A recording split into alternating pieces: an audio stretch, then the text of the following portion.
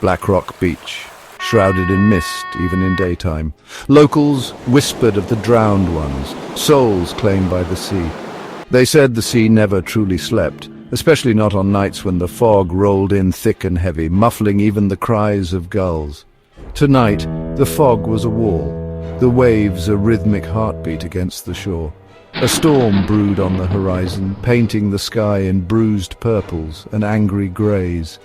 The old stories warned of the dangers of the sea.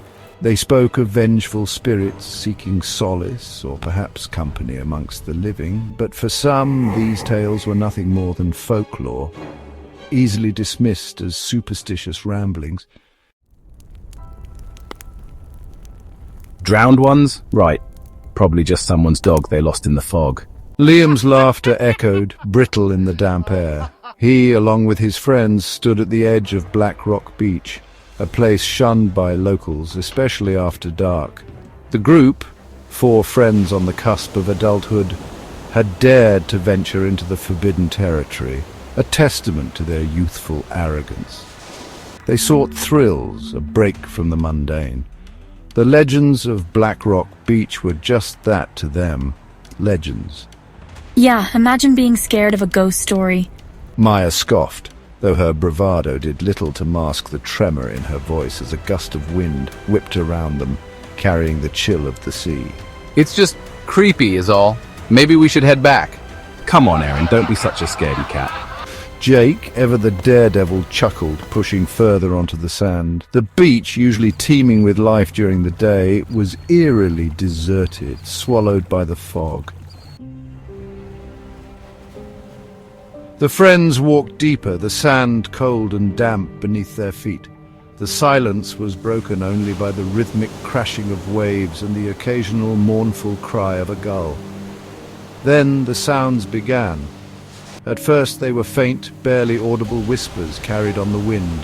Did you hear that? Hear what? Liam asked. But even he couldn't completely mask the unease creeping into his voice. The whispers grew louder, morphing into haunting melodies that seemed to rise from the depths of the ocean itself. The hairs on the back of their necks prickled with a sudden chill. And then there were the lights, flickering ethereal glows that danced just beyond the reach of the fog. They pulsed with an unnatural rhythm, like the breathing of some massive, unseen creature. This isn't funny, guys. This isn't funny at all. Panic began to set in. The fog seemed to press in, suffocating, the whispers swirling around them like icy fingers. We need to get out of here, Jake said, his voice tight with a fear he didn't try to hide. He turned, his eyes searching for the path they had taken, but the fog had closed in, disorienting, confusing. Liam? Maya? Erin's voice was thin, reedy, her eyes darted around, but the fog veiled everything, a white swirling abyss. They were alone. Liam, just moments ago beside them, had vanished. The sand where he stood only moments before was undisturbed, the only evidence of his presence, the fading echo of the panic in his voice. Liam. Jake's shout was swallowed by the fog, the sound heavy, final. Panic turned to terror. Liam, where are you? The remaining friends, their bravado shattered, stumbled through the fog, calling out Liam's name, their voices lost in the swirling white void. Each whispered word, each frantic cry only seemed to draw them deeper into the chilling embrace of the fog. Then, through the shifting, swirling white, a shape emerged. A dark, unmoving mass lay sprawled on the sand. Oh my god, it's him! It's Liam! Erin screamed, a high-pitched, desperate sound that tore through the silence. No, this can't be happening. It was Liam. His eyes stared vacantly up at the fog-choked sky, his skin deathly pale, his lips tinged with an unnatural blue. A silver ring, the one he always wore, gleamed on his finger, the strange symbol engraved on it seeming to pulse faintly in the dim light.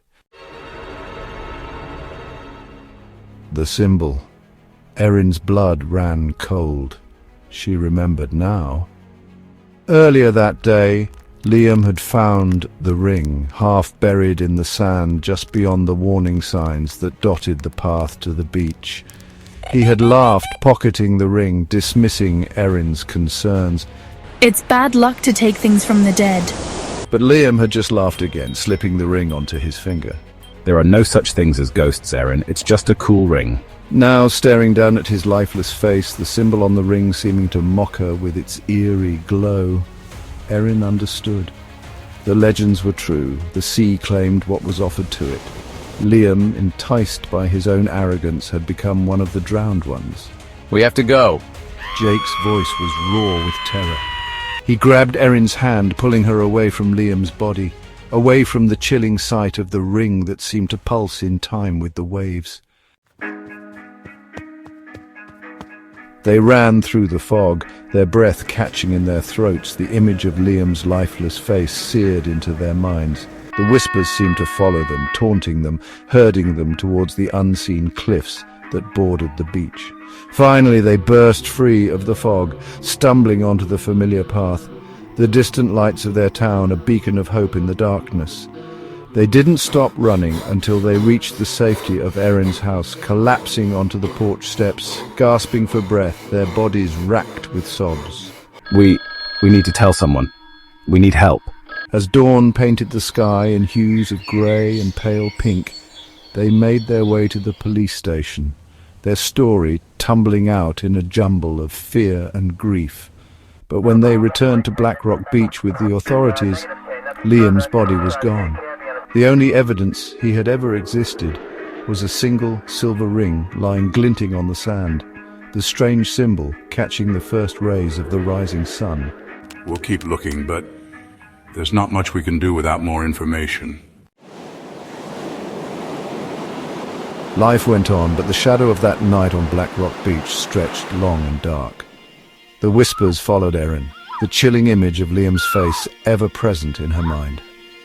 She couldn't escape the feeling that the sea wasn't finished, that it was waiting, watching.